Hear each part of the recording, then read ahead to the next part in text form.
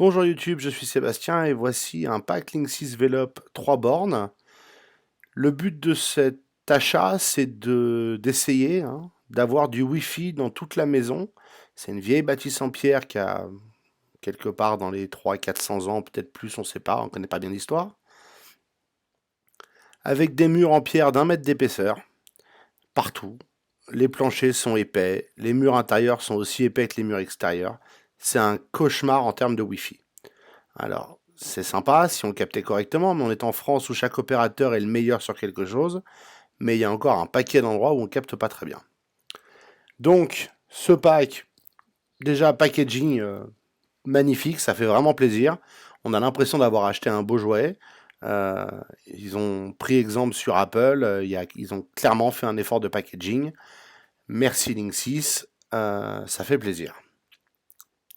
L'installation, pas très compliquée en pratique. Il suffit de brancher une des bornes à la box, la configurer, on va pouvoir télécharger l'application iPhone pour pouvoir accéder au réglage de base. Et ensuite, on branche les autres bornes et avec l'application iPhone, on ajoute les bornes. Je vais vous montrer une borne dans quelques instants. À savoir, et c'est important, et c'est pour ça que je le mets au début de la vidéo, vous n'avez pas accès à toutes les options de réglage avec l'application iPhone. Elle est extrêmement incomplète. Donc il vous faut un ordinateur et il faut se connecter sur l'interface admin des bornes via un navigateur à l'adresse IP de la borne maître depuis l'intérieur du bâtiment, connecté au Wi-Fi. Et là, vous avez beaucoup plus de réglages.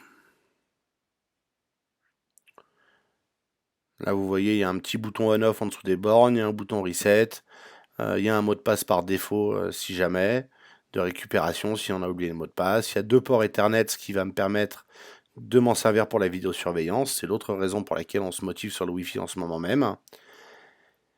Et il y a 3 boîtes avec 3 petites alimentations et un petit câble Ethernet fourni pour brancher la première borne à la box.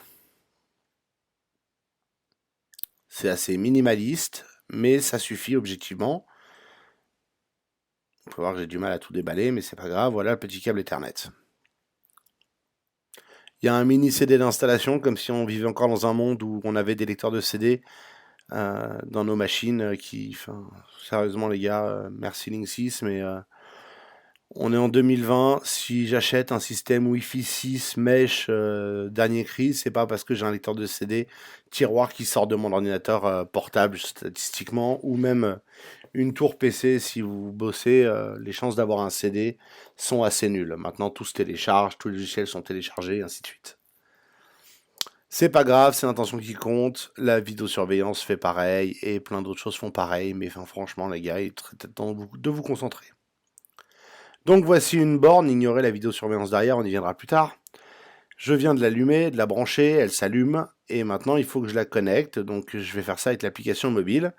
Et pendant ce temps, parce que ça prend un certain temps, faut être patient, je vais vous raconter mon expérience après un petit mois et demi d'utilisation de ce système. Alors, le Wi-Fi est mieux qu'une Freebox, ça il y a zéro doute là-dessus. Il va plus loin, normal, il y a plus de bornes, même avec 2 bornes, j'ai gagné en portée assez massivement. Est-ce que c'est parfait? Non. Oui, ça permet d'étendre le Wi-Fi dans une vieille maison. Il est très possible qu'on ait besoin à terme de plus de bornes si on voulait vraiment couvrir toute la maison. Les signaux ne vont pas très loin. Pour vous donner un exemple, la borne principale est dans l'entrée, dans laquelle il y a un escalier qui monte au premier étage. C'est pas des étages de château, duquel l'escalier continue au grenier. Et l'escalier est en bois, les sols sont en briques, les murs sont en plâtre et en pierre. Arrivé au grenier, on est limite en signal. Donc pour couvrir toute la maison, il faudrait un paquet de bornes si on veut avoir le maximum de barres partout. Ça, c'est le premier problème. Ça marche. C'est une question de budget, c'est 80 € la borne. Vous pouvez en mettre 100 si vous voulez. Enfin, on n'en peut pas en mettre 100. Je crois que la limite est à 6 ou 8. Mais avec, là j'ai 3 bornes, avec 4, voire 5, j'aurai le Wi-Fi partout. La maison fait 20 mètres de long par 10 de large. Toutes les pièces ne sont pas utilisées. Il y en a une partie, c'est la cave. Enfin, c'est compliqué, mais les dimensions, c'est ça. Sur 3 étages, Si je veux le Wi-Fi partout, je pense qu'il me faut 4 ou 5 bornes. On va faire avec les 3 pour le moment parce qu'il n'y a pas besoin du Wi-Fi partout. Mais le Wi-Fi n'est pas si puissant que ça. En cherchant, du coup, j'ai vu qu'il y avait d'autres systèmes qui étaient peut-être plus de portée par borne. Mais le problème, c'est que personne donne réellement d'infos. Ils sont tous passionnés par le débit et la capacité à jouer à Fortnite. Moi, ce que je veux, c'est du Wi-Fi dans une vieille maison. Et comme c'est tous des systèmes américains, ils n'ont pas beaucoup de vieilles maisons dans le fond. Ils fabriquent leur maison avec des cloisons en bois. C'est pas forcément évident de comparer. Ce qui est certain, c'est qu'une borne mise à la fenêtre du premier étage me permet d'avoir le Wi-Fi au niveau du portail, c'est-à-dire à une vingtaine de mètres de là, avec la borne devant la fenêtre. Hein, donc on capte en ligne droite. Celle qui est dans l'entrée, derrière la porte et dans le coin du mur, on capte beaucoup moins bien au portail. On capte une barre. L'autre, on capte 2 à 3 barres. Ça dépend de la météo aussi.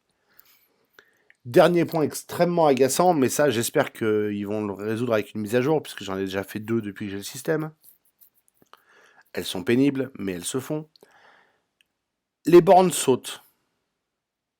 J'ai eu à le redémarrer plusieurs fois déjà. Les 2 bornes secondaires passent au rouge. Sont pas contentes. Et il n'y a rien à faire. Il faut redémarrer le système. Autre défaut, et là ça c'est plus gonflant, on n'est pas dans la maison, on est retourné travailler, ça fait 4 jours que... 3 jours que la troisième borne, donc celle qui est le plus loin de la borne principale qui est dans l'entrée, a sauté, et elle n'a pas de fonction pour s'auto-redémarrer ou se remettre sur le réseau. Il n'y a rien à faire, je peux y accéder à distance, c'est bien avec l'application, je peux redémarrer le Wi-Fi à distance, mais comme cette borne s'est visiblement déconnectée et elle fait la tête, je peux rien y faire et je suis coincé. Donc pour la vidéosurveillance, c'est un peu une faille du système. J'ai l'intention de mettre, mettre un système pour m'éviter ce problème autant que possible. On en reparlera plus tard dans une vidéo quand j'aurai fait ce que je veux faire et si ça marche. Néanmoins, il faut savoir que le système n'est pas de la plus grande stabilité qui soit. Oui, c'est mieux. Oui, ça va plus loin. Oui, on arrive à traverser des murs en pierre. 2, peut-être 3 gros murs entre la borne et l'utilisateur ou la borne suivante. Donc ça, en fonction de la structure de votre bâtisse, ce sera à vous de voir. Le fait qu'elle saute est extrêmement agaçant. Avec un peu de chance, ça passera avec les mises à jour. À part ça, j'ai pas grand chose à dire. C'est un système correct, bien même. Je m'attendais à plus de magie. L'un des défauts que j'ai trouvé, c'est qu'on ne peut pas forcer un périphérique à se connecter à une borne. En l'occurrence, je peux pas dire la caméra du portail ne doit se connecter qu'à la borne du premier étage, parce que quand le système plante et redémarre, ce qui arrive régulièrement, les bornes redémarrent l'une après l'autre. Donc la borne de l'entrée est disponible plus tôt, elle est captée avec une barre, donc on a un signal moisi, mais plus rapide. La caméra se met dessus, et elle est contente. Je ne peux pas forcer le système à basculer la caméra vers la deuxième borne où elle capterait mieux. Et ça, c'est à mon avis une faute grave de la part de Linksys de ne pas l'avoir inclus. Ce serait beaucoup plus pratique. Peut-être que ça viendra, peut-être que ça viendra pas, j'en sais rien. Ce qui est certain, c'est que je suis maintenant sur ce système, et à moins que quelqu'un me sponsorise pour le comparer à un autre, je vais pas acheter un autre système à 300 balles tout de suite pour le plaisir de faire une vidéo, ne le prenez pas mal. C'est pas très rentable tout ça, c'est un hobby pour moi, donc pour le moment, la seule analyse que vous aurez, c'est VLOP contre les murs en pierre. Pour les autres, faudrait que quelqu'un d'autre le fasse. Merci d'avoir suivi cette vidéo. Je ne sais pas bien si je vous recommande ou non VLOP, on verra avec le temps. Je reviendrai dessus plus tard quand tout le système aura tourné avec la vidéo et ainsi de suite plus longtemps. Et peut-être avec des bornes en plus.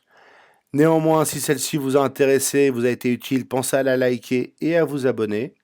Si vous avez des questions ou des remarques, les commentaires sont là pour ça.